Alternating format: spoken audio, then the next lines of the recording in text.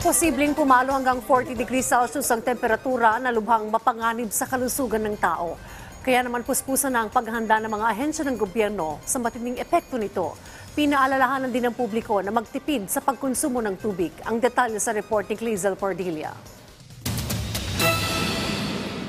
Napadadalas na ang paliligo at pag-inom ng gamot kontra high blood ng tsuper na si Stanley dahil sa init ng panahon. Minsan ay talagang mainit na yung katawan minsan pag Kaya pag hindi na kaya ng aircon siyempre mainis ka dahil mainit ang panahon Pero kahit malimit gumamit ng tubig, nagtitipid pa rin sa tubig si Stanley. Yung paglalaba ay isang lingguhan na lang.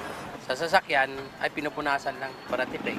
Sabi ng Pag-asa, narating na ng Pilipinas ang peak ng El Nino ngayong Pebrero. Pero sa buwan ng Abril at Mayo mararanasan ang matinding epekto nito.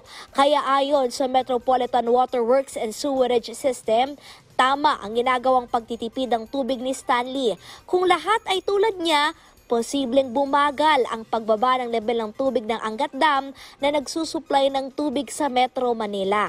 Habang yung MWSS po at itong mga konsesyonaryo natin ay sinisikap na madagdagan yung supply through its augmentation sources, hinihikayat din po natin yung publiko na magtipid po ng tubig through the usual water conservation measures tulad po ng paggamit po ng baso kapag nagsisipilyo. May possibility po, posibleng mag-prolong yung dry condition natin dahil po dun sa lag effect na late effect pa na residuals ng impact ng El Nino, and then yung impact ng pre-developing La Nina by end of June nakikita pa rin po natin na meteorological drought conditions, so meron pa din pong malaking reduction sa tubig ulan.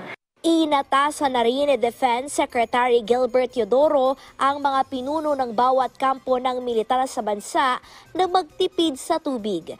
Pinaayos rin niya ang mga taga sa linya ng tubig para walang masayang at makadagdag sa water supply. Sa Metro Manila, nasa 150 milyong litro ng tubig ang nasasayang dahil sa system loss o tagas na kinukumpuni at pinapalitan na ng pamahalaan at mga konsesyonaryo. Kaya whole of the nation approach ang panawagan ng DND sa pagtugon sa El Nino.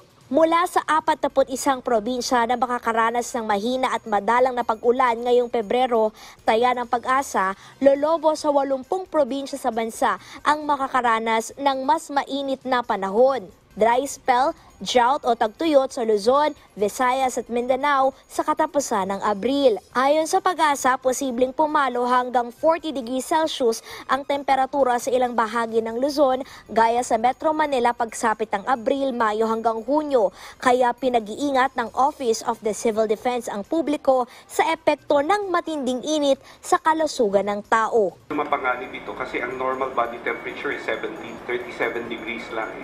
So, pumapatak yung nasa labas, mas mainit pa po para tayong nilalagnat. So, again, the key is hydration. No? We should have 8 to 12 glasses, dagdagan pa natin po every day.